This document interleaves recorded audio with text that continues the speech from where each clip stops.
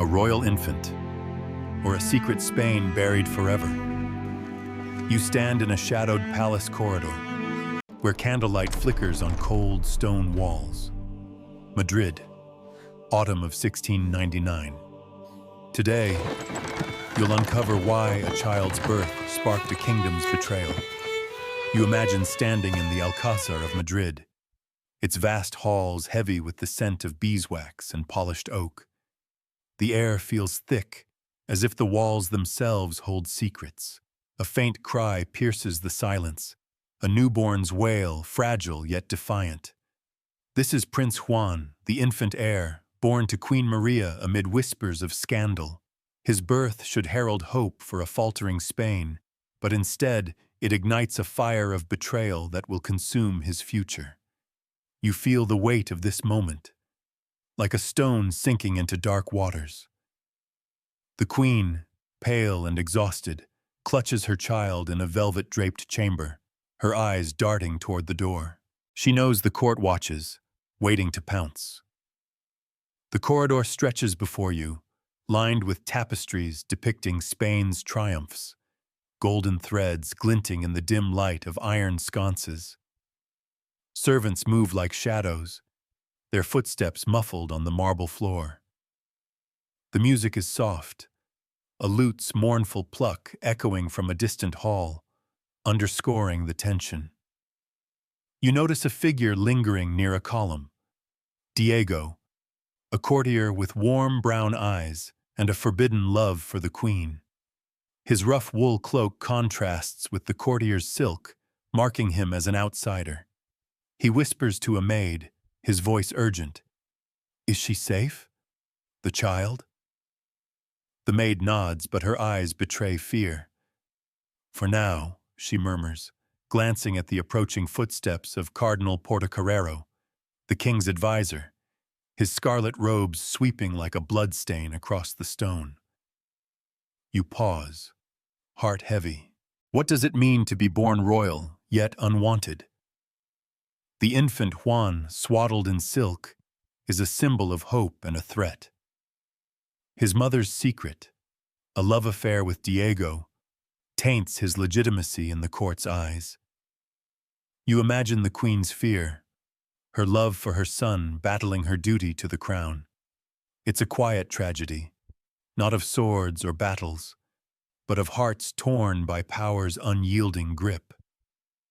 Identity, you realize, is a fragile thread, easily severed by ambition. The scene shifts to a tense exchange in the queen's chamber. Candlelight casts long shadows, as Maria, her dark hair loose, faces Diego. "They'll take him," she whispers, her voice breaking. "The cardinal knows." Diego's jaw tightens, his hand brushing her arm. "I'll protect you both," he says, but his eyes flicker with doubt. You feel the air grow colder, the weight of their words pressing against your chest. Outside, the wind howls, rattling the leaded windows, as if nature itself mourns the child's fate. Now, a lighter moment breaks the gloom. In the servants' quarters, a young maid, Ana, mimics the cardinal's pompous walk, her voice high and mocking. "Oh, I am Portocarrero, guardian of Spain's purity." The others laugh, a brief spark of defiance in the oppressive palace.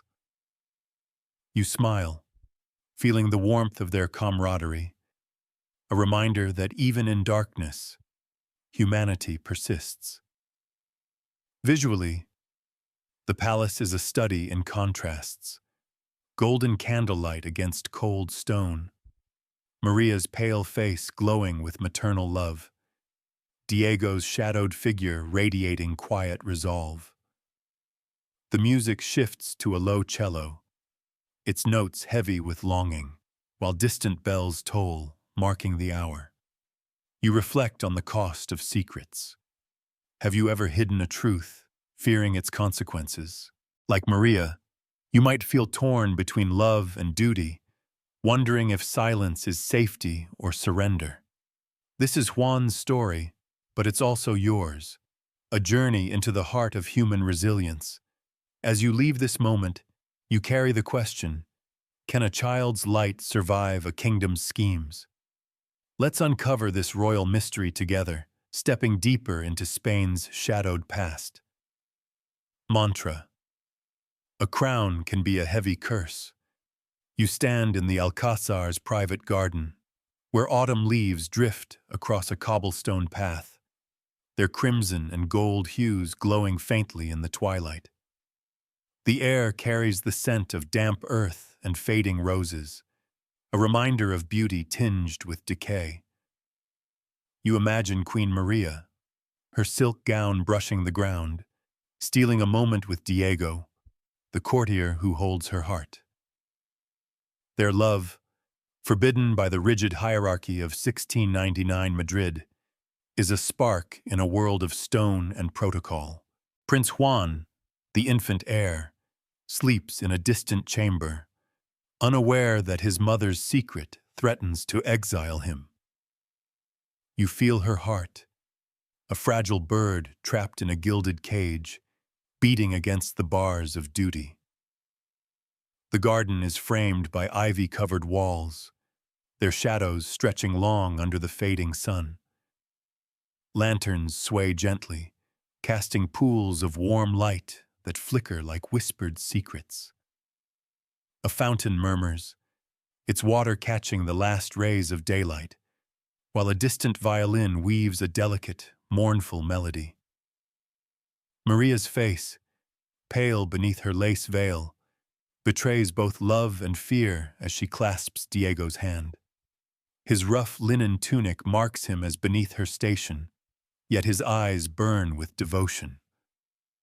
You sense the weight of their choice. A love that defies the court could unravel a kingdom. In a quiet corner, they speak in hushed tones. If they find out, Diego, Maria says, her voice trembling, Juan will pay the price. Diego's hand tightens around hers. I'll take you both away, he replies, his voice steady but laced with desperation.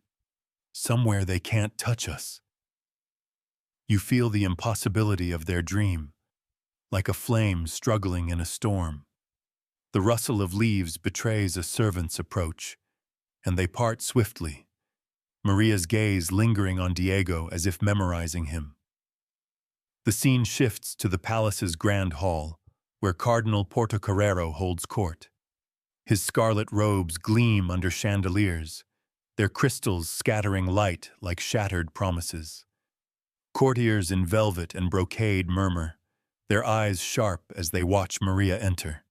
The cardinal's voice cuts through the chatter. Your Majesty, the child's lineage raises concerns. Maria stiffens, her hands clasped tightly. He is my son, she says, her voice firm but brittle. You feel the tension, a taut thread ready to snap, as the cardinal's smile hides a predator's intent. The air smells of wax and intrigue, the chandelier's light cold and unyielding. A lighter moment breaks the strain. In the kitchen, a cook, chuckling, recounts Diego's clumsy attempt to sneak Maria a letter, dropping it in a soup pot instead. The man's heart is bigger than his stealth, he roars, and you laugh, warmed by the human folly that persists amid schemes. It's a reminder that love, however reckless, kindles hope. Visually, the garden is a tapestry of twilight, soft oranges and purples in the sky, Maria's emerald gown vivid against the muted stone. The hall contrasts with stark opulence, golden light on marble, the cardinal's robes a slash of red. The music shifts from the violin's lament to a tense harpsichord, its notes sharp as the courtier's whispers. You reflect. What does it mean to love against the odds? Maria's heart battles her crown, a conflict you might recognize in your own choices. When have you risked everything for what matters most? Her secret, like a shadow cast by power, threatens to swallow her son's future. This is a story of love's cost, of a mother's defiance in a world that demands obedience. As you linger in this garden, you wonder, can Maria protect Juan, or will the court's schemes bury them both? Share your thoughts. What secrets do you keep, and what would you risk to protect them? Mantra. Love can shatter even royal bonds. You find yourself in the Alcazar's grand corridor, where torchlight dances on polished marble walls, casting shadows that seem to whisper secrets. It's autumn 1699, and the air smells of burning resin and intrigue, heavy with the weight of a kingdom's unraveling. The infant Prince Juan, hidden away in a nursery, is the subject of hushed voices that echo through Madrid's royal court. You feel the chill of betrayal, like a blade pressed against the skin, as Cardinal Portocarrero schemes to erase the heir. His motives are cloaked in piety, but you sense his hunger for control, a shadow swallowing the light of a child's future. The corridor is a labyrinth of opulence. Tapestries of Spanish victories hang heavy, their gold threads glinting under flickering torches. Arched windows reveal a moonless night, the stars obscured by clouds, as if the heavens themselves turn away. A harpsichord's sharp notes drift from a distant chamber, each pluck a heartbeat of tension. You see Cardinal Portocarrero, his scarlet robes sweeping the floor, speaking in low tones to a courtier, Don Felipe, whose pinched face betrays ambition. Their words are guarded, but you catch fragments. The child, tainted, convent. Don Felipe nods, his eyes darting like a fox sensing prey. You feel the weight of their plot, a stone sinking into a dark pool. In a dimly lit antechamber, the first scene of conflict unfolds. The cardinal confronts a nervous maid, Ana, who knows of Queen Maria's secret love for Diego. "You saw nothing," Portocarrero hisses, his voice cold as the stone walls. Ana's hands tremble, but she lifts her chin. "I serve the queen," she says, her voice quavering yet defiant. The cardinal's eyes narrow, and you feel the air thicken as if the room itself holds its breath. The torchlight casts his shadow large, a looming specter over Ana's small frame. The scene shifts to the nursery, where Maria gazes at Juan, asleep in a carved cradle. Her silk gown, deep blue, glows softly in the candlelight, but her face is etched with fear. You stand beside her, feeling her heart fracture as she whispers, "They'll take you from me." Diego enters silently, his presence a fleeting warmth. "We'll find a way," he says, but his voice cracks, betraying doubt. Their hands brush, a desperate connection in a world pulling them apart. The nursery's walls, adorned with delicate frescoes of cherubs, feel like a cage, the air heavy with the scent of lavender and wax. A moment of levity breaks the tension. In the courtyard, a page boy mimics the cardinal's stiff walk, puffing out his chest and drawling, "I am the guardian of Spain's soul." The other servants chuckle, their laughter a brief rebellion against the court's suffocating schemes. You smile, warmed by their defiance, a spark in the gathering dark. Visually, the corridor is a study in chiaroscuro. Torchlight carves sharp contrasts on stone, the cardinal's robes a vivid red against muted grays. The nursery is softer, with golden candlelight and pastel frescoes, yet the shadows loom large. The music shifts to a low, pulsing cello, its notes weaving a thread of unease. You pause to reflect. What power do whispers hold in your own life? Like Portocarrero's schemes, words can shape destinies, building walls or breaking them down. Have you ever felt the sting of betrayal, quiet yet cutting? This story, Juan's story, asks you to consider the cost of secrets kept in the name of power. As you linger in these halls, you sense the court closing in, its whispers growing louder. The infant heir's fate hangs in the balance, and you wonder, can Maria and Diego outwit the cardinal's plans? Or will Juan's name be lost to history? Mantra. Whispers wield power in silent halls. You stand within the stone walls of a secluded convent, hidden in the hills outside Madrid, where the air smells of damp earth and incense. It's late autumn 1699, and the infant Prince Juan, now a secret exile, lies in a plain wooden cradle, far from the Alcazar's opulence. You feel the chill of isolation, like a fog settling over a forgotten valley. The court's schemes, led by Cardinal Portocarrero, have stripped Juan of his royal identity, cloaking him in the guise of an orphan under the nuns' watchful eyes. His name, once a beacon of Spain's future, is now a whisper buried in stone. The convent's courtyard is stark. Gray walls rise high, their surfaces worn by time, with a single olive tree at the center, its leaves rustling in the wind. Candlelight spills from narrow windows, casting faint glows on the cobblestone path.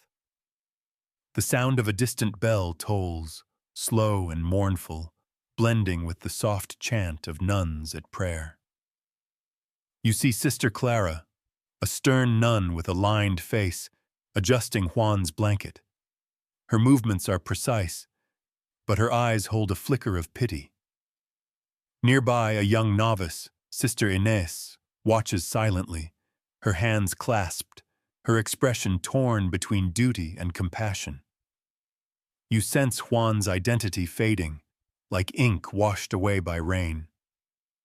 In the convent's chapel, a tense scene unfolds. Sister Clara speaks sharply to Sister Inés, who hesitates to fully conceal Juan's origins. "He is no one," Clara insists, her voice echoing off the stone altar. The court demands it. Inés, barely 20, bites her lip.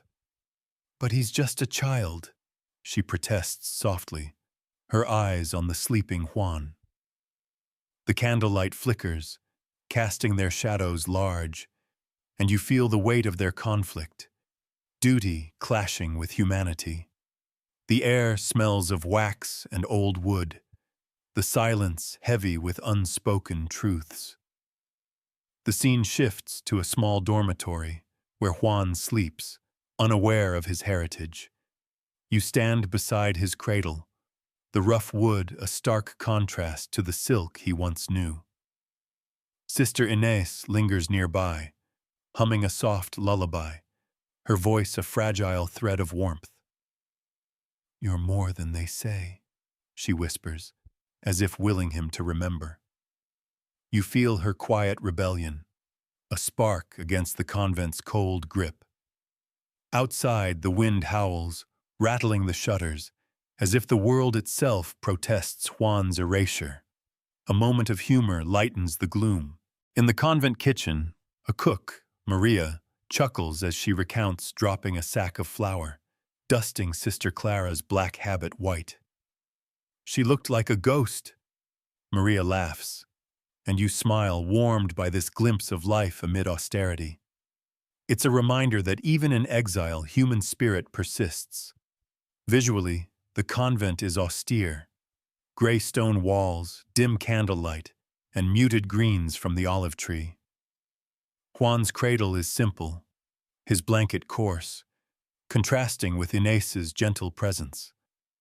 The chapel's light is cold, with stark shadows on the altar's crucifix.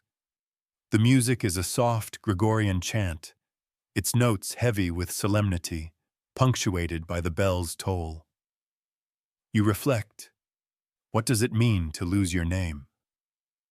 Juan's exile mirrors moments when you've felt unseen, your identity overshadowed by others' expectations. Have you ever been asked to be someone you're not? This story invites you to consider the walls, literal or not, that confine us, and the quiet strength needed to endure.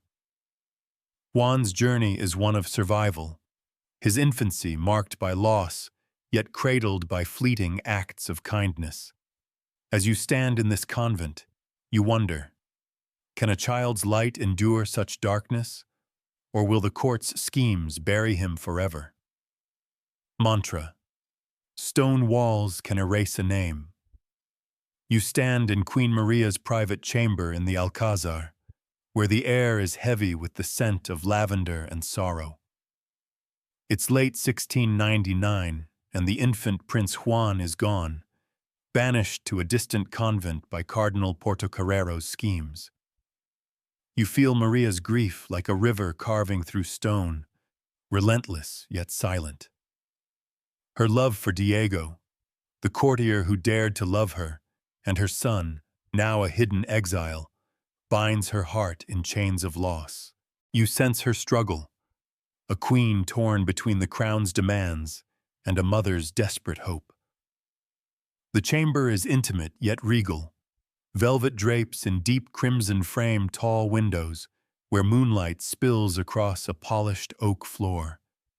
A single candle burns on a gilded table, its flame wavering as if mirroring Maria's resolve. Soft harp music drifts from a corner, its notes fragile like a lullaby for a child no longer near. Maria stands by the window, her silk gown a muted silver, her face pale and etched with pain. Diego lingers at the door, his rough cloak out of place amid the opulence, his eyes burning with unspoken promises.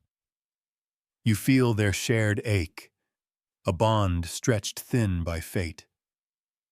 In the chamber, a quiet dialogue unfolds, heavy with conflict.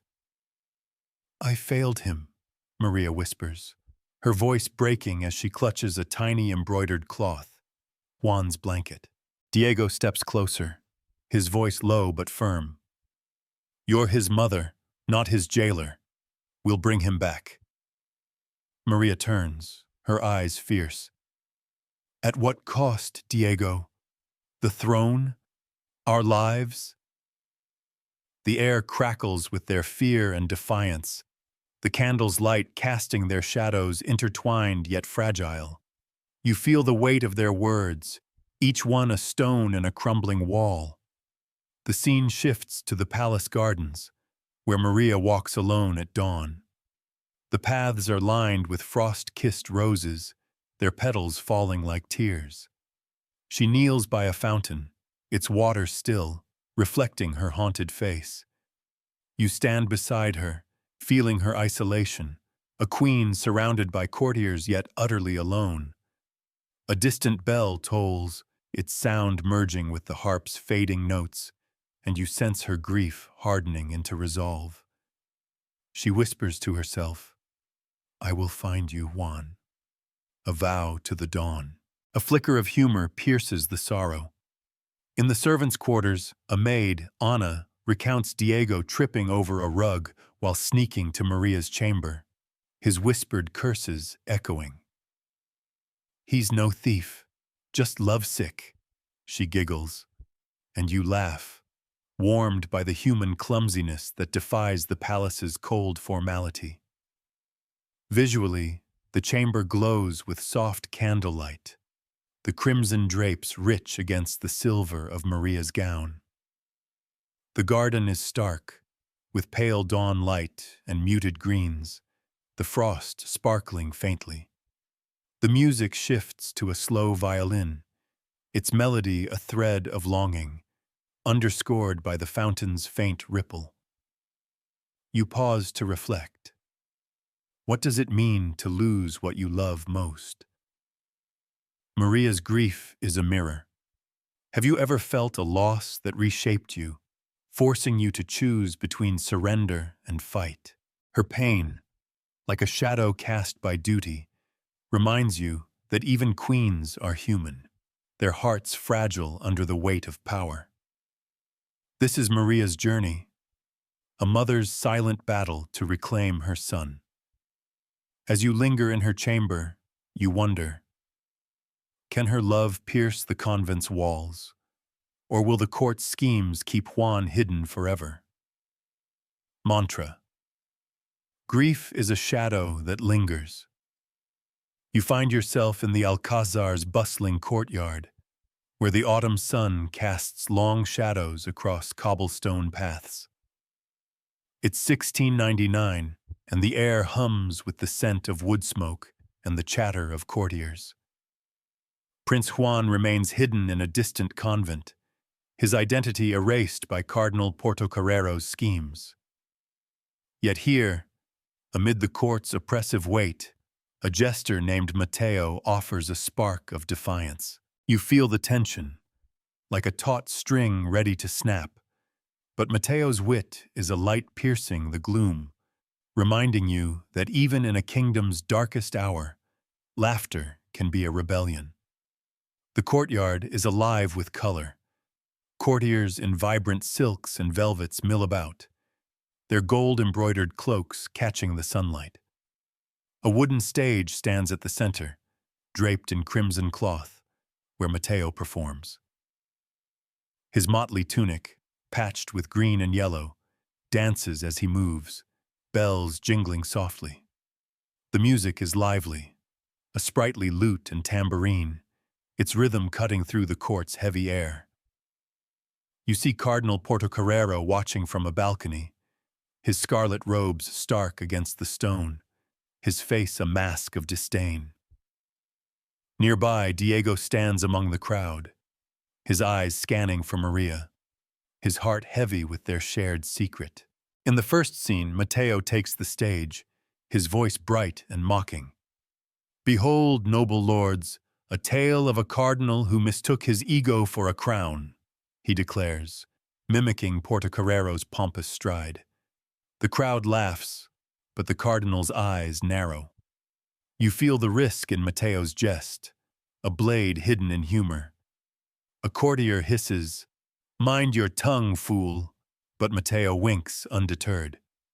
"A fool speaks truth where lords fear to tread," he retorts, and you smile, warmed by his courage. The air smells of roasted chestnuts from a nearby vendor, grounding the moment in fleeting joy. The scene shifts to a shadowed corridor, where Diego meets Maria in secret. The walls are lined with faded tapestries, their threads dulled by time, and a single candle flickers, casting their faces in gold.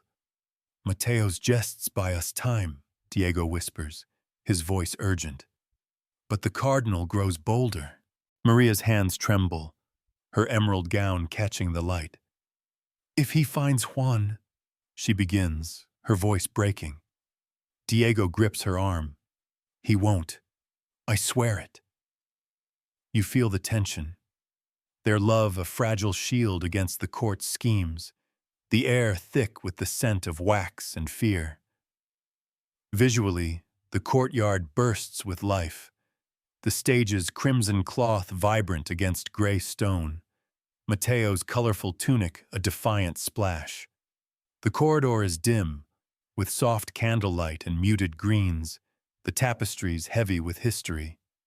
The music shifts from the lute's playfulness to a low, pulsing drum, echoing the heartbeat of defiance. You reflect, what power does laughter hold in dark times? Mateo's jest, like a candle in a storm, reminds you of moments when humor has lifted your own burdens. Have you ever found light in defiance? A small act that challenged the weight of expectation. This story asks you to consider how joy, however fleeting, can spark hope. Mateo's performance is a brief rebellion, a reminder that even in a court of schemes, the human spirit persists. As you stand in this courtyard, you wonder, can Diego and Maria harness this spark to save Juan, or will the cardinal's shadow snuff it out? What lightens your heart in dark times? Share below, and let's keep this story alive. Mantra. Laughter can pierce the darkest plots. You stand in a dimly lit hall of the Alcázar, where the air is thick with the scent of polished wood and burning tallow, It's late 1699, and the weight of Cardinal Portocarrero's schemes presses down like a storm cloud over Madrid. Prince Juan, hidden in a distant convent, is a fading memory in the court, his identity buried by whispers of illegitimacy. You feel the tension, a coiled spring ready to snap, as Diego, the Queen's forbidden love, faces the Cardinal in a clash that could seal Juan's fate. Power, you realize, is a blade that cuts deepest in silence. The hall is grand yet oppressive. Towering columns of dark marble rise to a vaulted ceiling, where chandeliers cast jagged shadows. Torchlight flickers, painting the walls in hues of amber and gray, while a distant organ hums a low, ominous chord, its notes heavy with foreboding. Cardinal Portocarrero stands at the hall's center, his scarlet robes a vivid stain against the stone, his face cold and calculating. Diego, in a plain wool tunic, stands defiant, his fists clenched. You see Queen Maria watching from a balcony, her silver gown catching the light, her eyes wide with fear. The first scene unfolds with sharp intensity. You dare defy the crown's will? Portocarrero's voice is a hiss, his eyes boring into Diego. The child is a stain on Spain's honor. Diego steps forward, his voice steady but taut. He's a child, not a pawn. You fear his claim, not his blood. The Cardinal's smile is thin, venomous. Step carefully, courtier. Traitors find no mercy. You feel the air grow colder, the words a noose tightening around Diego's neck. The torchlight casts their shadows like warring giants, the organs hum swelling with menace. The scene shifts to a quiet alcove, where Maria meets Diego after the confrontation. The alcove is small, its walls draped in faded blue velvet, a single candle casting a warm but fragile glow. Maria's hands shake as she touches Diego's arm. "He'll destroy us," she whispers, her voice raw. Diego's eyes burn with resolve. "Then we fight. For Juan." You feel their desperation, a flame flickering against a gale. The air smells of wax and dust, the silence heavy with their shared resolve. Outside, a raven's caw cuts through the night, a stark reminder of the world beyond their fragile hope. A moment of levity breaks the strain. In the servants' hall, a page boy, mimicking the Cardinal's haughty tone, declares, "I banish all joy to the convent." The maids laugh, their giggles a fleeting warmth, and you smile, reminded that even in fear, human spirit finds a way to shine. Visually, the hall is stark. The Cardinal's red robes blaze against cold marble, Diego's simplicity a contrast to the court's excess. The alcove is softer, with warm candlelight and muted blues, Maria's gown a shimmer of silver. The music shifts to a tense violin, its notes sharp and urgent, blending with the organ's fading echo. You pause to reflect. What does it mean to face power's wrath? Diego's defiance mirrors moments when you've stood against overwhelming odds.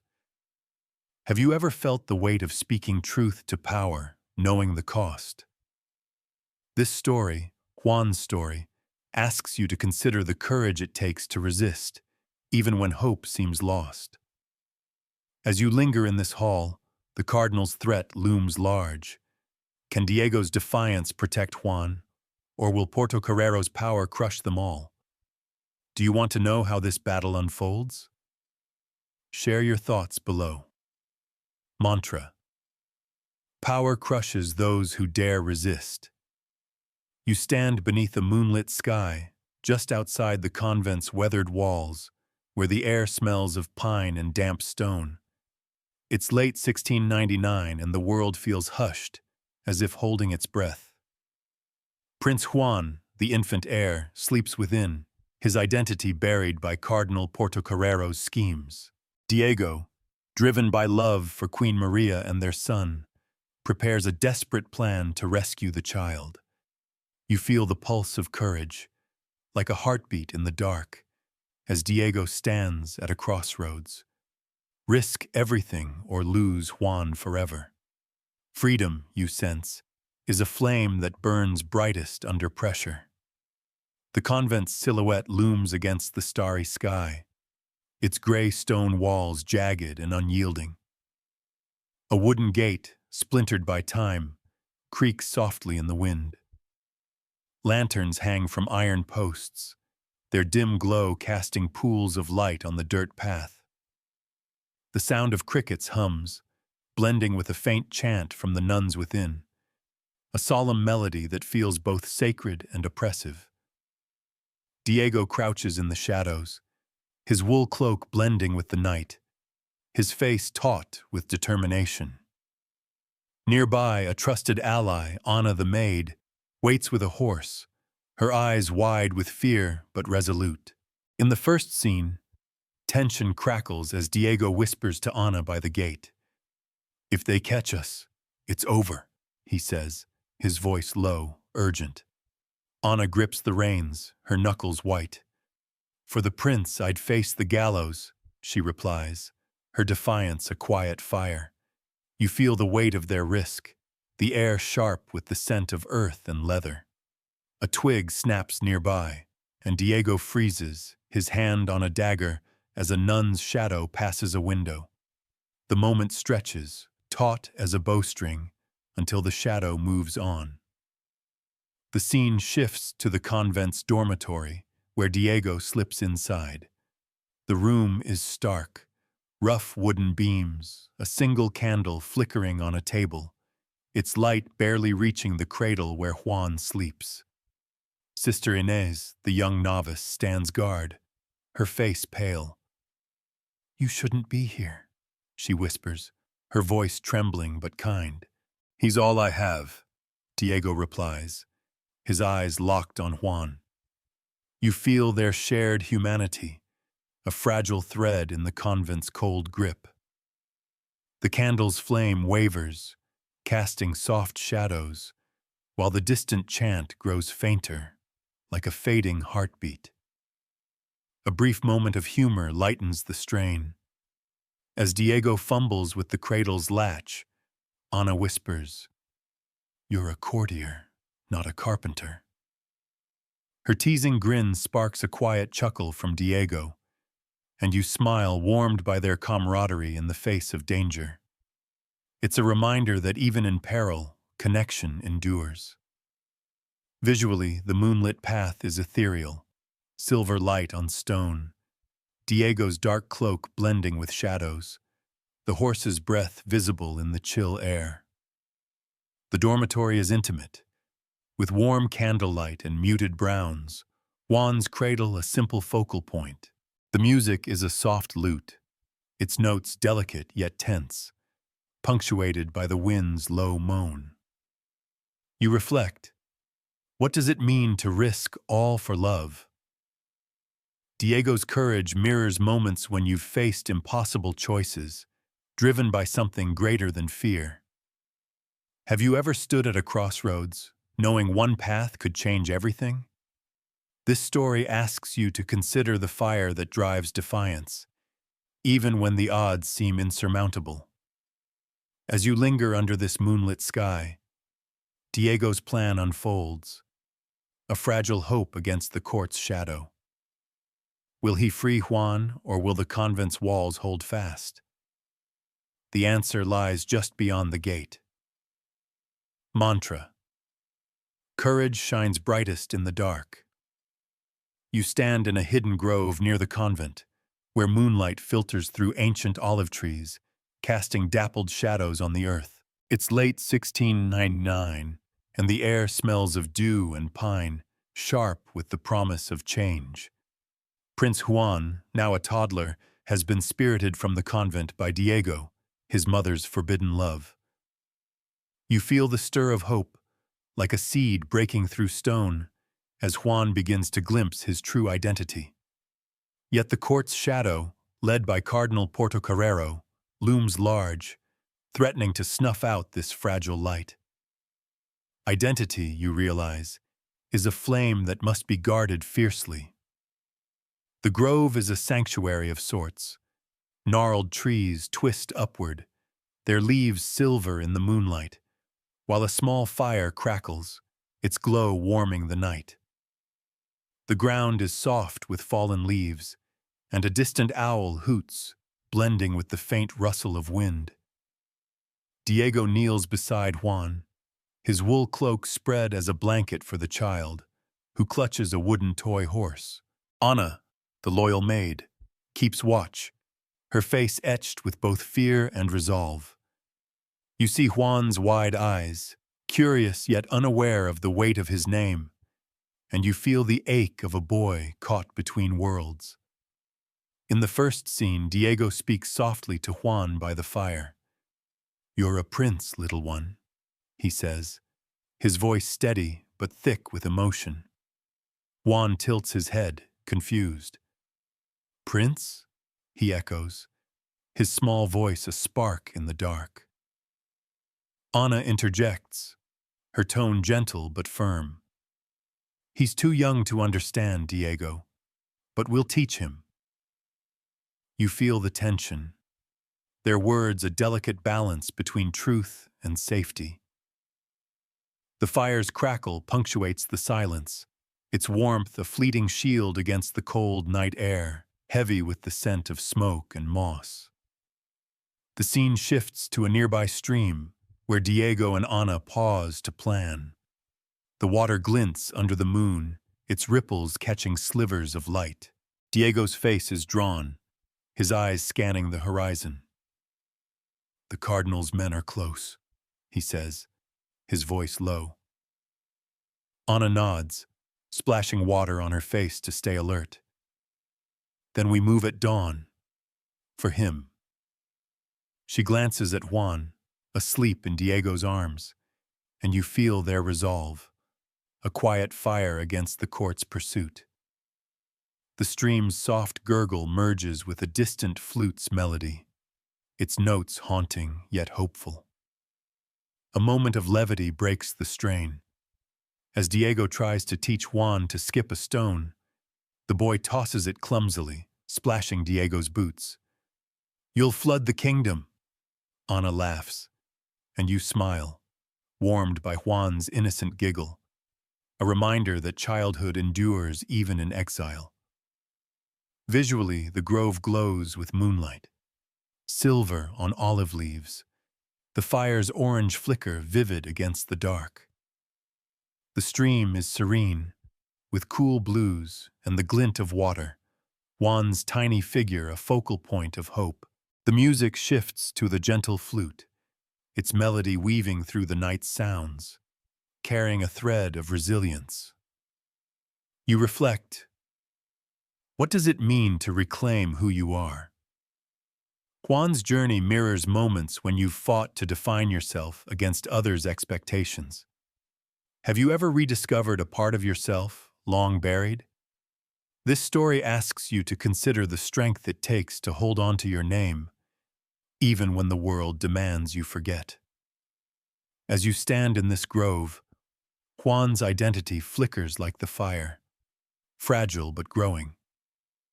Can Diego and Ana protect this flame, or will the Cardinal's reach extinguish it? The dawn approaches, and with it, a new chapter. Mantra. Identity is a flame that endures. You stand on a windswept hill overlooking a quiet valley, where the first light of dawn paints the sky in hues of gold and rose. It's early 1700, and the air carries the crisp scent of dew and wild thyme. Prince Juan, now a toddler, stands beside Diego, his small hand clutching the courtier's rough cloak. The convent's shadow is behind them, but Cardinal Portocarrero's schemes still linger, a distant storm on the horizon. You feel a surge of resilience, like a tree bending but not breaking in the wind. Juan, though scarred by exile, begins a new path, his identity reclaimed through defiance and love. The hill is open and rugged. Rolling fields stretch below, dotted with olive groves, their leaves shimmering in the morning light. A wooden cart, laden with supplies, waits nearby, its wheels creaking faintly. The music is a soft violin, its melody rising like the sun, warm and hopeful, blending with the rustle of grass and a lark's distant song. Diego kneels beside Juan, his face weathered but bright with purpose. Ana, ever loyal, stands guard, her simple dress fluttering in the breeze, her eyes scanning the valley for pursuers. You see Juan's curious gaze, a spark of royal spirit unbroken by the court's cruelty. In the first scene, Diego lifts Juan onto the cart, his voice steady as he speaks. "You're a prince, Juan, and no one can take that from you," he says, his words a vow. Juan, clutching his toy horse, nods solemnly, as if sensing the weight. Ana touches Diego's shoulder, her voice firm. "We'll keep him safe no matter the cost." You feel their unity, a fortress built of loyalty against the cardinal's reach. The dawn's light bathes them in gold, the air sharp with the scent of grass and hope, though the threat of pursuit lingers like a shadow. The scene shifts to a quiet moment by a campfire, hours later. The valley sprawls under a now bright sky, the cart hidden among trees. Diego teaches Juan to whistle, the boy's attempts puffing his cheeks comically. "You'll wake the stars." Diego laughs, and Juan giggles, his joy a healing balm. You smile, warmed by this fleeting lightness, a reminder that even in flight, love creates moments of peace. Ana watches, her face softening, and you sense the family they've forged, fragile yet fierce. A final moment of tension surfaces as hoofbeats echo in the distance. Diego stands, hand on his dagger, while Ana shields Juan. "They're close," she whispers, her voice tight. Diego's eyes harden. Then we move faster. You feel the pulse of their defiance, a fire that refuses to fade. The campfire's glow flickers, casting their silhouettes against the trees, resolute and unbroken. Visually, the hill is vibrant. Golden dawn on green fields, the cart's wood worn but sturdy, Juan's tiny figure radiant in a simple tunic. The campfire scene is warm, with orange flames and soft greens, the valley a canvas of hope. The music swells to a triumphant violin, its notes carrying resilience, underscored by the wind's gentle hum. You reflect. What does it mean to rise above betrayal? Juan's journey mirrors moments when you've defied expectations, finding strength in your core. Have you ever fought to reclaim your path, despite the odds? This story asks you to celebrate resilience, the quiet power that outlives schemes. As you stand on this hill, Juan's new dawn unfolds, a testament to love's endurance. His story lives on, and so can yours. Subscribe, like, and share to join us for more tales of human triumph. Mantra: resilience outlives even a kingdom's schemes.